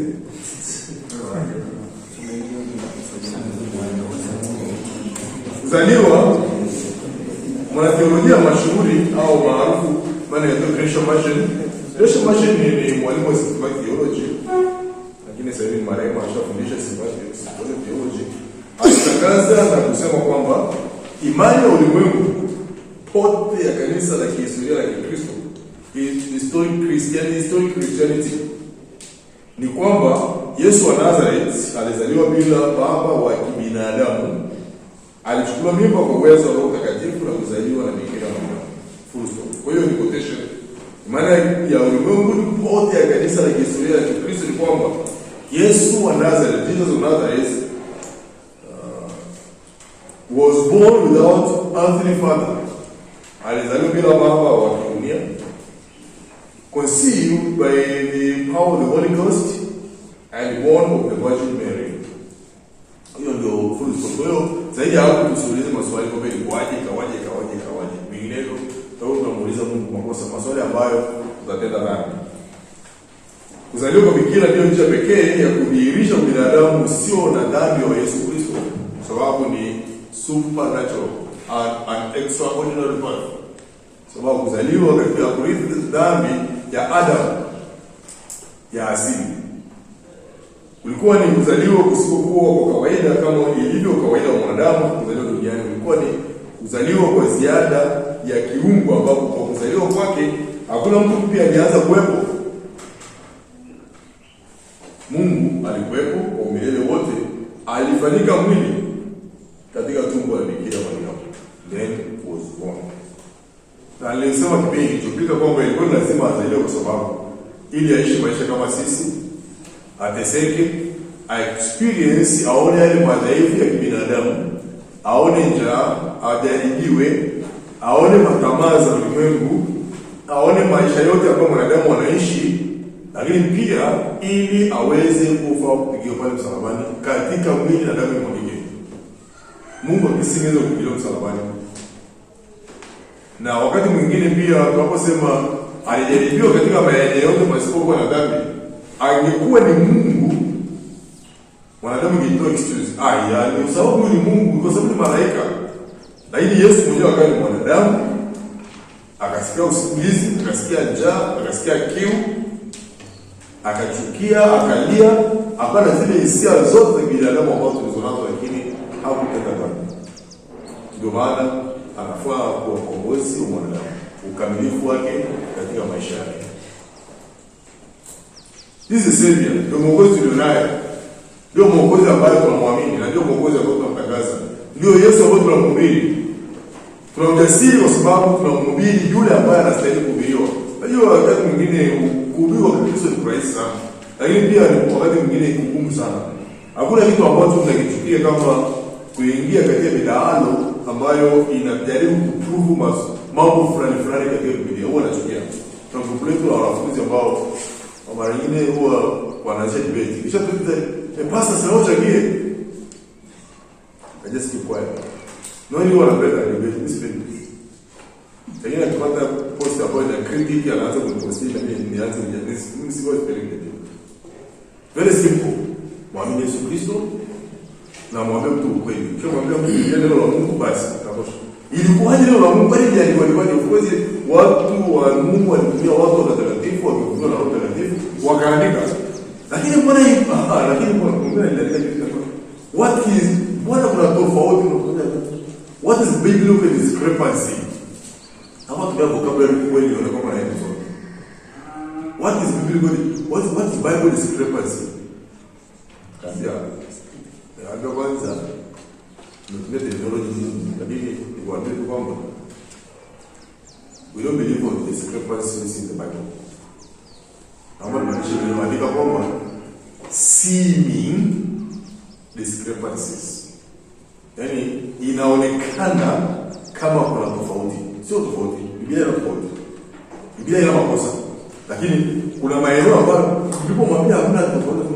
Mbona mahali fulani pameandikwa kabisa ni seeming discrepancy. Yaani inaonekana, lakini ukisoma na Roho Mtakatifu, ukinyenyekea na kumwambia Mungu akusaidie, hata zile tofauti unazoziona.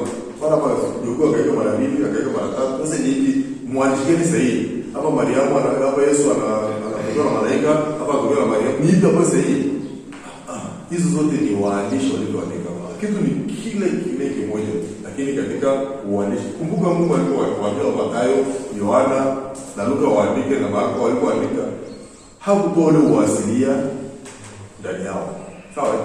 Ule uasilia wao ni mmoja. Kama ni Marko kwa Marko, kwa wakati mwingine anaandika kwa kifupi. Hapo tulikuwa na funzo hili hapo. Ndio mwalimu ese, ndio mwalimu alikuwa mwalimu ataandika kaesi kabisa kama moja. Hiyo ni ese yake tayari. Mwingine ndio funzo mbili ni ese. Kuna Luka na kuna Marko hapa kwa darasa. Ndio ndio kwa fupi. Very crispy. Ndio lakini labda na ujumbe kamili. Lakini mwingine ule ujumbe atapanua, atatoa maelezo mengine na nini, na tukafanya kazi na tukafanya na hiki na vile, akatoa maelezo mengi. Anaelezea kwa sababu anajua anayemwandikia anataka mtosheleze aelewe. Kwa hiyo hamna discrepancy. Sasa mwanafunzi huyo sio mwanafunzi chochote tena. Na hiyo ndani huko. Kama hizo za Biblia usome. Kwa sababu tunaweza usome. Ukishamaliza kusoma, ukimaliza kurejea tu ulizae maswali tena sababu utakuwa umeshaelewa. Na ndio sheria tunayo kwa BCA. We don't argue, but we debate kwenye maandiko. Hizo debate zote ambazo zinafanya simaanishi kwamba tunaogopa kudebate. Sasa mtu anakuja kwa mambo ya Plato na filosofia fulani sijui. Nonsense. Anyway, alizaliwa na kwa sababu alizaliwa na tunaamini na kuamini kwa sababu tuna proof na tunaamini kwa sababu tunaamini. Hatuquestion, hatumuulizi Yesu, na tunamwamini Yesu. Kuja kwake kulitazamiwa kinabii. Mara nyingi katika maandiko ya Agano la Kale tunapata utabiri au unabii wa ujio wa kwanza wa Bwana wetu Yesu Kristo. Kweli wa madhumuni ya kuja kwake yanawasilishwa kwetu kwa lugha ya picha na ahadi mbalimbali alizozitoa. Na of course tumeshazungumzia hizo, nafikiri sina haja kusoma tena sana, lakini zote hizo kusoma mistari yote inatoa ahadi mbalimbali, inatoa mifano, lazima ni types, ni mifano ya kwamba atakuja katika ile ukamilifu. Namchinja kondoo, namchinja mwana kondoo. Unapomchinja mwana kondoo, unasema mwana kondoo, maana yake ni kwamba tunatazamia ukamilifu katika Yesu Kristo. Ndio mfano mwingine labda kumalizia kifungo hapo cha mifano. Tumezungumzia pale mwanzoni habari ya uzao wa mwanamke ambaye ni single ya seed. Hiyo una single nyingine ambayo inatumika wakati wana wa Israeli walikuwa wanatoka utumwani Misri. Ule usiku wa Pasaka waliambiwa wachinje waliambiwa wachinje ambaye ni mkamilifu, sio? Na kila familia ukija kusoma ile maandiko vizuri ya Kutoka, pamoja na kwamba familia zilikuwa ni familia zaidi ya 400, lakini hawakusema mchinje wana kondoo. Lazima fanye nini? Chinja mwana kondoo singular. Si kama waandishi wanasema sasa kile ndio maana wasomi wana kriti wanafanya hapa na tabia yake plural kwa sababu watu walikuwa ni wengi wao na tabia yake plural. No. Mwandishi alikuwa na maana, roho alikuwa na maana kwa sababu andika mwana kondoo kwa sababu hata kama walichukua 1000 lakini katika mtazamo wa Mungu ni mwana kondoo mmoja ambaye Yesu Kristo. Nasema kabisa na mtarabu kula msivunje mifupa yake na nini. Hiyo katika ndio maana yake na picture kwamba Yesu Kristo alipokufa pale msalabani. Kifo cha msalabani, kifo cha mateso. Walipokuja kwa wale waliokuja kwa mkuu na huyu mmoja ili alifanya kuvunja miguu. Yule mwingine ile alifanya kabla sabato akavunja miguu. Kuvunja miguu maana yake na mwili na shrink au na mapafu yanakosa nguvu na kushindwa kupumua. Ndio maana kuvunja miguu maana yake ushirika au kila shirika maana yake kushindwa kupumua. Kushindwa kuenda. Kama unanyongwa kwa lugha rahisi. Walipofika kwa Yesu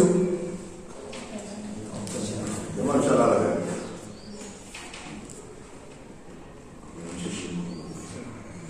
Kwa hiyo ndugu yake alifubaga kuvunjwa kama jinsi ilivyo kuwa katika maandiko.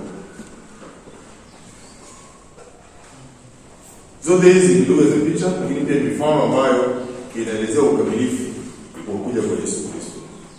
Na kwa nini Yesu alikuja ulimwenguni?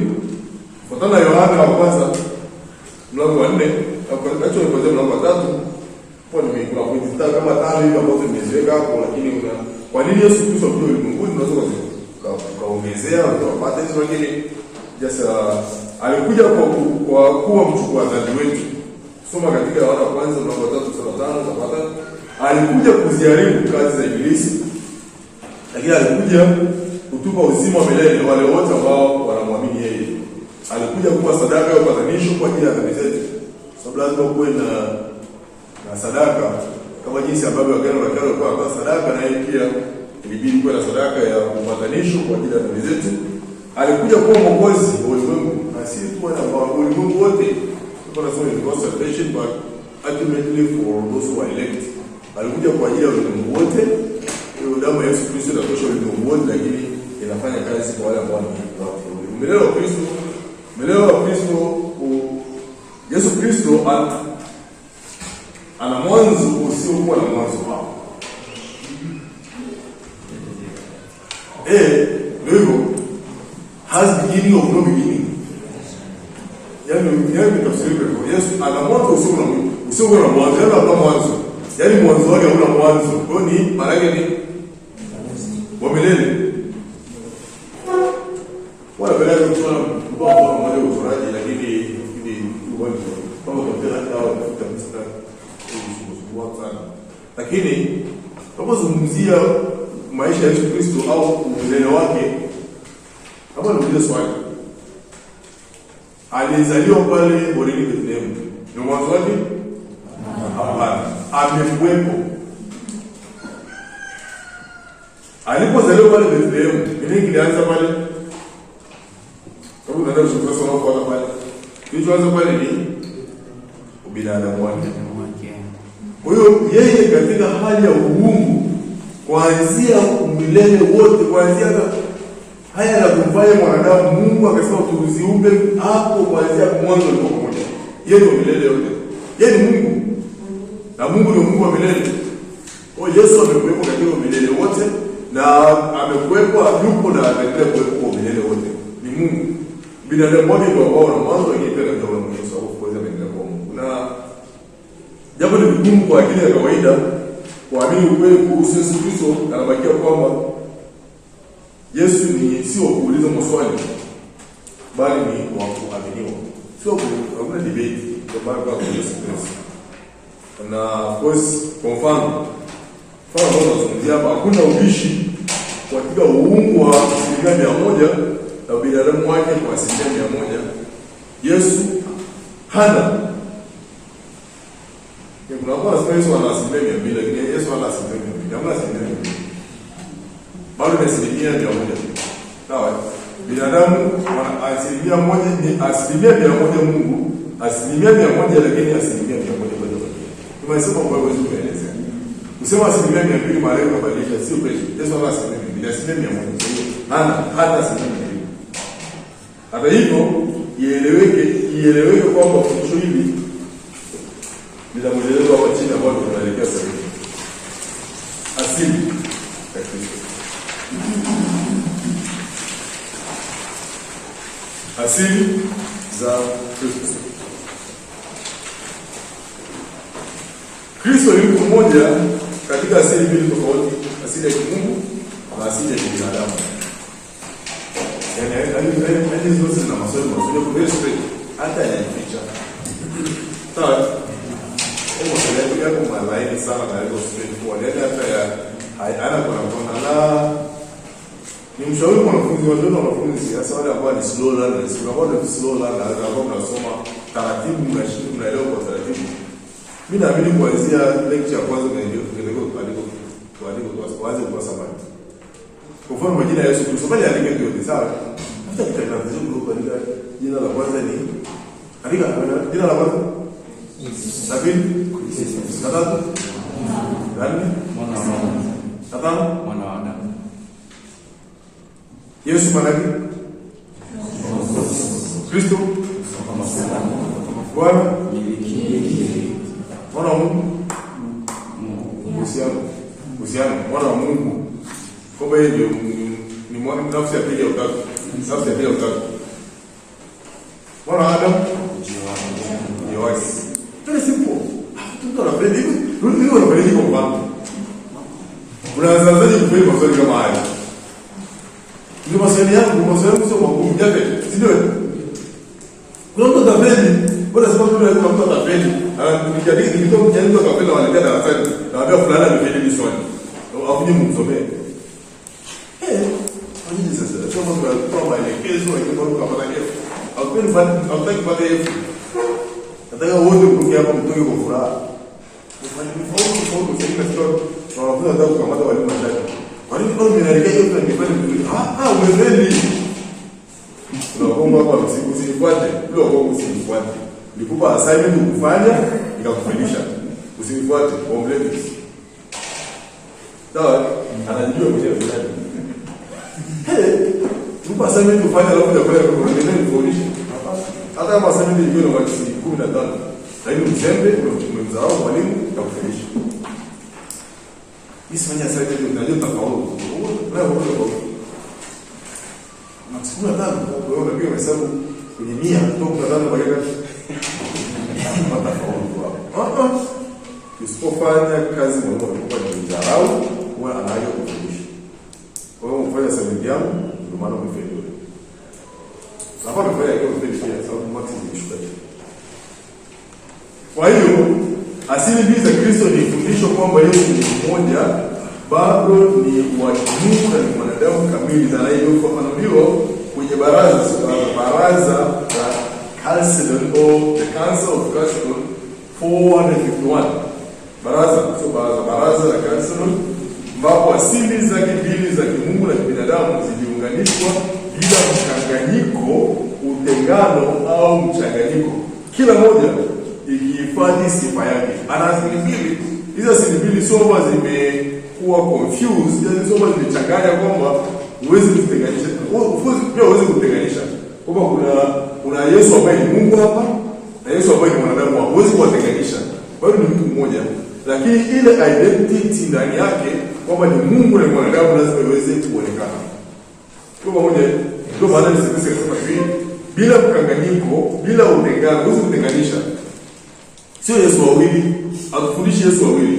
Ni Yesu mmoja lakini mwenye asili mbili. Na hizi asili mbili zinakuwa identified, zinaweza tukaziainisha kwamba kuna asili ya kimungu na asili ya kibinadamu ndani yake, lakini katika huyu mmoja huyo. Hii ina maana kwamba Yesu ni Mungu kweli na mwanadamu kweli, akijumuisha kikamilifu asili zote mbili katika mtu mmoja. Sasa hiyo ni mystery nyingine, ni fumbo nyingine ambalo kama lilivyo fumbo la tatu inakuwa moja.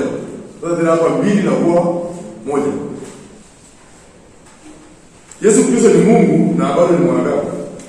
Ukweli huu ni muhimu ili kusaidia kuwa mkombozi pekee wa wateule wa Mungu. Kama mwanadamu angeweza kuwa chini ya udhaifu wa binadamu na bado bila dhambi, na akiwa Mungu angeweza kukamilisha ukombozi. Ilazimu mkombozi wa mwanadamu awe Mungu lakini pia awe ni mwanadamu. Lazima hawezi kuwa mkombozi ambaye ana sifa hizi. Angekuwa ni Mungu peke yake, tu mwanadamu angesema kwamba ni Mungu sio mimi. Na kwa sababu ana asili ya kibinadamu, akaishi maisha ya kibinadamu, aliweza kukomboa wanadamu. Uungu wa Yesu Kristo utamaliza, lakini kama tuishia ili tuanze tuanze ni Mungu sio na maelekezo. Ndio kwa sababu tunaweza uungu ni kwamba tutasoma vifungo vikiingia. Uungu wa Kristo ni msingi wa imani ya Kristo. Sababu ni Mungu. Bila kumuelezea Yesu Kristo kama Mungu, hatuna kitu ambacho tunakiamini. Kwa hiyo kama makanisa mengine au kama dini zingine ambazo zinaamini mafundisho tofauti. Yesu Kristo ni Mungu.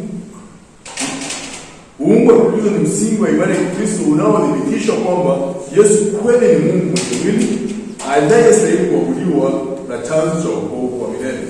Katika Yohana mlango wa 10, maadui wa Kristo, wale ambao wanakataa uungu wa Yesu Kristo, walianza walikuwa na chuki hata Wayahudi. Walikuwa na chuki sana. Inakuaje huyu tumemjua huyu anajihitaji Mungu, haiwezekani kama Mungu. Walipinga.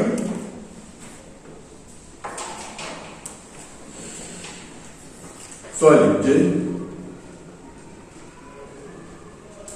ni kweli kwamba Yesu Kristo ni Mungu? Sasa nawaleta kwenu. Je, ni kweli kwamba Yesu Kristo ni Mungu? Hapo kuna ushahidi wa uungu wa Yesu Kristo ambao unathibitishwa na vifungu vya Biblia, na vifungu hivyo ni muhimu sana tafadhali. Hata kama unasoma vyote, lakini ni vizuri ukavifahamu vifungu ili kwamba vikusaidie. Ushuhuda wake mwenyewe, Yohana 14:9. Soma tafadhali. Yaani huo ushuhuda wake mwenyewe unathibitisha kwamba ni Mungu. Yohana 14, hii ni ile habari ya mabishano kati ya Tomaso na yeye na Filipo. Yesu akamwambia, mimi nimekuwepo pamoja nanyi siku hizi zote, wewe usinijue Filipo?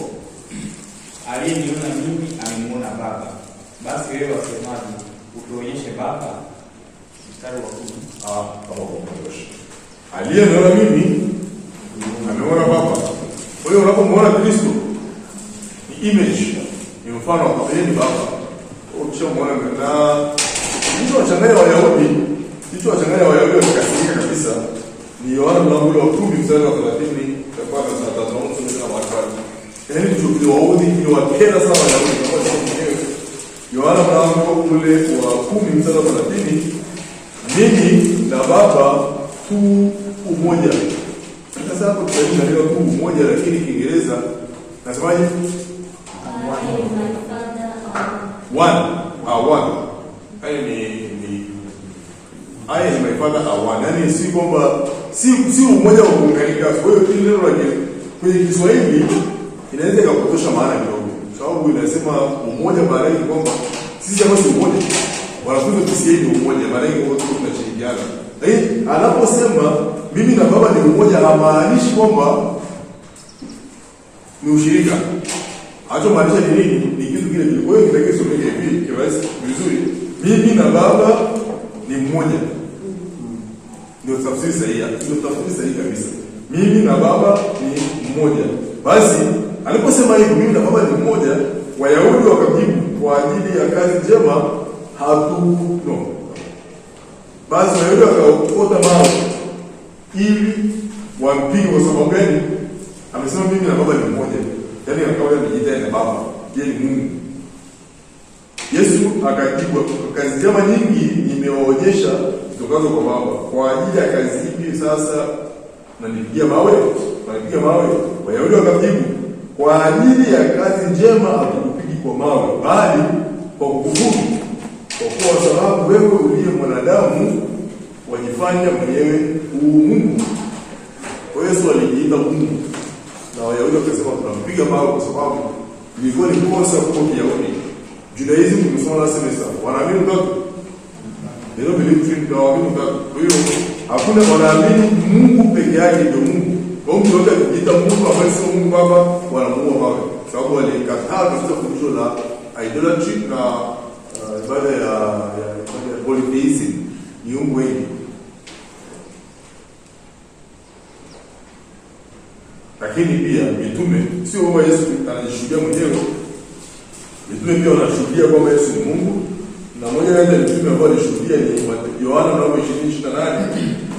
Yohana 20:28. Kitabu cha Injili ya Yohana inaelezea sana uungu wa Yesu Kristo. Kwa hiyo mara nyingi sana tutaka kusoma mambo mengi yanayohusu uungu wa Yesu Kristo, tumia muda mwingi sana kusoma kitabu cha Injili ya Yohana. Yohana 20:28 na nasema kwamba kuanzisha 6, basi baada ya siku 8 wanafunzi wake walikuwa hapo ndani tena na Tomaso pamoja nao. Akaja Yesu na milango imefungwa, akasimama katikati, akasema amani iwe kwenu. Kisha akamwambia Tomaso, leta hapo kidole chako utazame mikono yangu, ulete na mkono wako utie mbavuni mwangu, wala usiwe asiyeamini bali aaminie. Tomaso akajibu akamwambia, Bwana wangu na Mungu wangu. Bwana wangu ambaye ni Mungu wangu. Kwa hiyo maana alikubali. Tomaso alikubali kwamba Yesu ni Bwana na Yesu ni Mungu. Shuhuda wa mitume. Mitume mwingine inaelezea kwa Mathayo pia Yesu Petro anasema Kristo mwana wa Mungu ndiye. Sifa zake za kimungu. Ana sifa za kimungu ambazo mojawapo sifa ambazo ni za Mungu pekee. Unaita ni incommunicable attributes. Yesu pia ana sifa ambazo ni za Mungu pekee, na mojawapo kati ya sifa za Mungu pekee ambazo zimeelezwa hapo chini. Lakini pia uungu wa Yesu Kristo unafundishwa katika maandiko. Alikuwa hapo kabla hajazaliwa na Bikira Mariamu. Yohana 8:58. Anasema Yohana 8:58, hii nafikiri ni kifungu ambacho kinaelezea umilele wa Yesu Kristo. Yesu akajibu Yesu akawaambia, amin amin nawaambia, yeye Ibrahimu asija kwako, mimi niko. Kiingereza chake kinasemaje?